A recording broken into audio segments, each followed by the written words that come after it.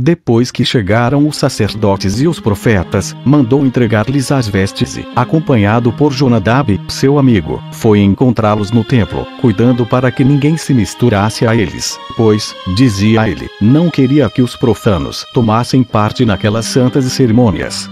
Quando os profetas e os sacerdotes estavam se preparando para oferecer os sacrifícios, ele ordenou a 80 de seus guardas, de toda confiança, que os matassem a todos, a fim de vingar com a morte deles o desprezo que por tanto tempo manifestaram para com a religião de seus antepassados. E ameaçou-os de morte também, caso poupassem um só deles.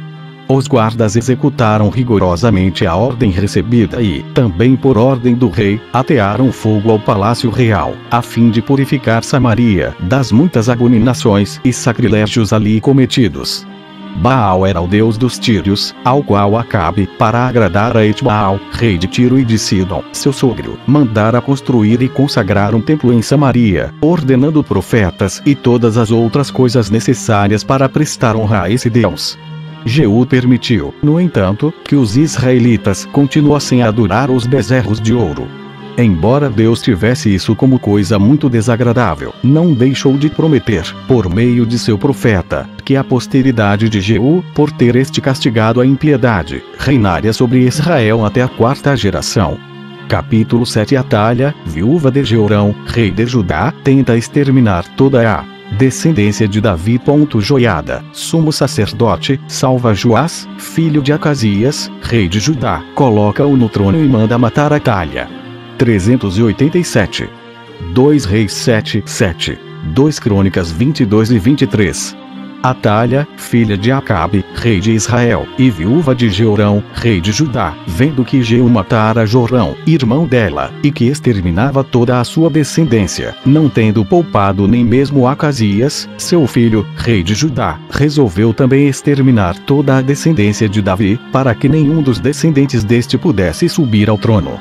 Nada ela omitiu na execução de seu desígnio, e apenas um dos filhos de Acasias escapou, o que aconteceu deste modo. Joseba, irmã de Acasias e mulher de Joiada, sumo sacerdote, entrou no palácio e encontrou no meio daquela carnificina um menino de nome Joás, de apenas 1 ano de idade, o qual fora ocultado por sua ama.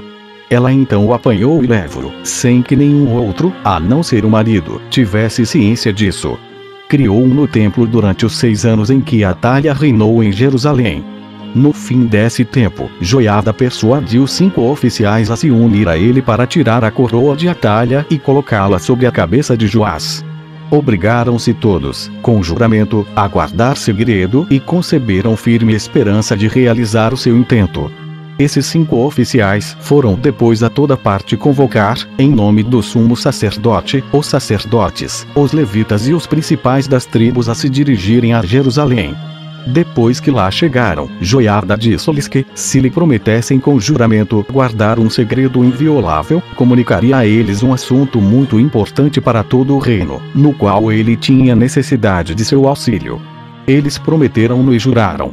Então ele mostrou-lhes o único príncipe que restava da descendência de Davi e disse: Eis aí o vosso rei, o único que resta da família daquele que, bem sabeis, Deus revelou e predisse que reinaria para sempre sobre vós. Assim, se quiserdes seguir o meu conselho, sou de opinião que 1/3 parte de vos tome o cuidado de conservar este príncipe no templo, outra 1/3 parte se apodere de todas as avenidas e a 1/3 parte restante monte guarda a porta pela qual se vai ao palácio real, que ficará aberta. Os que não tiverem armas fiquem no templo, onde ninguém entrará armado, exceto os sacerdotes. Escolheu em seguida alguns sacerdotes e levitas para que, armados, ficassem junto da pessoa do novo rei, a fim de lhe servirem de guardas, com ordem de matar a todos os que lá quisessem entrar com armas, e cuidar somente da conservação da pessoa do príncipe. Todos aprovaram o conselho e se puseram a executá-lo. Joiada então abriu o depósito de armas que Davi construíra no templo, distribuiu tudo que lá encontrou aos sacerdotes e aos levitas e colocou-os ao redor do templo, tão próximos uns dos outros que poderiam dar-se as mãos e impedir a entrada de outras pessoas. Levaram em seguida o jovem rei e o coroaram. Joiada consagrou com óleo santo, e todos os assistentes, batendo palmas em sinal de alegria, exclamaram: Viva o rei! 388. Atalha ficou não menos surpresa que perturbada com essa notícia e saiu do palácio acompanhada pelos seus guardas. Os sacerdotes deixaram-na entrar no templo, mas os que haviam sido colocados ao redor dele repeliram os guardas e o resto do séquito. Quando a altiva princesa viu o jovem príncipe sentado no trono e com a coroa na cabeça, rasgou as próprias vestes e ordenou que matassem aquela criança, da qual se estavam servindo para organizar uma revolta contra ela e usurpar o reino.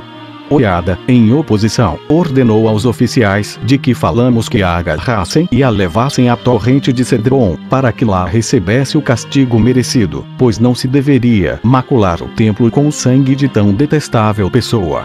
Acrescentou que matassem também imediatamente qualquer um que se pusesse a defendê-la.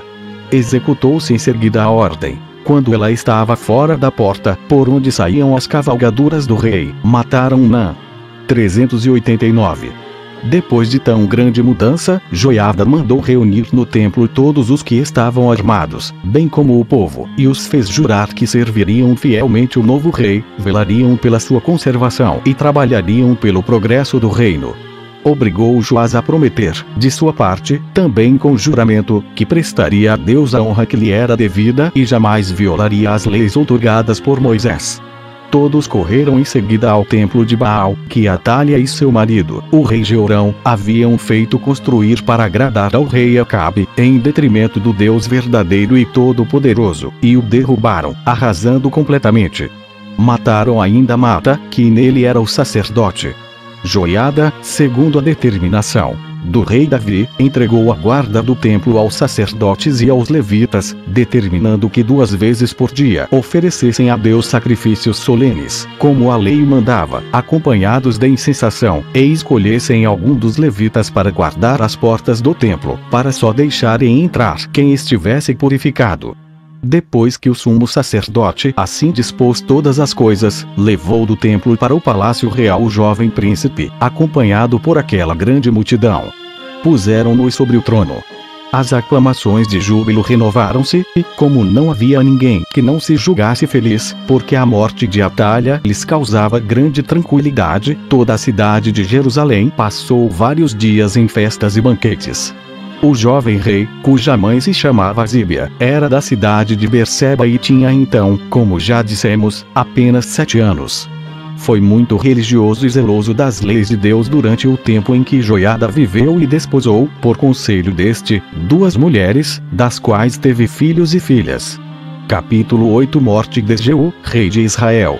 Joacás, seu filho, sucede-o. Joás, rei de Judá, restaura o templo em Jerusalém.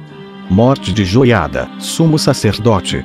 Joás esquece-se de Deus e entrega-se a toda espécie de impiedade. Manda apedrejar Zacarias, sumo sacerdote e filho de Joiada, que o repreendia. Azael, rei da Síria, cerca Jerusalém. Joás entrega a Eliagai todos os seus tesouros para fazê-lo levantar o cerco. É morto pelos amigos de Zacarias. 390. Azael, rei da Síria, fez guerra a Jeú, rei de Israel, e devastou todo o país que as tribos de Ruben, Gade e metade da de Manasses ocupavam, além do Jordão. Sem que Jeú pensasse em impedi-lo, saqueou também as cidades de Gileade e de Bazã, incendiou tudo e não poupou nenhum dos que lhe caíram nas mãos. Esse infeliz rei de Israel, cujo zelo aparente havia sido mera hipocrisia, desprezou as leis de Deus por um orgulho sacrílego. Reinou 28 anos e Joacás, seu filho, sucedeu-o. 391. 2 Reis 12. 2 Crônicas 24.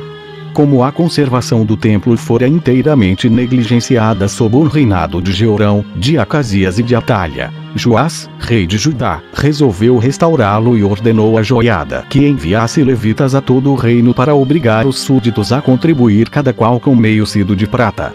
Joiada julgou que o povo não daria de boa mente essa contribuição e assim não cumpriu a ordem. Joás, no 23º ano de seu reinado, declarou-lhe que o considerava malvado e ordenou-lhe que fosse mais cuidadoso no futuro e provesse a restauração do templo. O sumo sacerdote então imaginou um meio de obrigar o povo a contribuir de boa vontade. mandou fazer um cofre de madeira, bem fechado, com uma abertura por cima, como uma fenda, que foi posto no templo, junto do altar. Cada um, segundo a sua devoção, deveria depositar ali uma contribuição para a restauração do templo. Essa maneira de pedir a restauração foi agradável ao povo, que se acotovelava, à porfia, para nele depositar ouro e prata.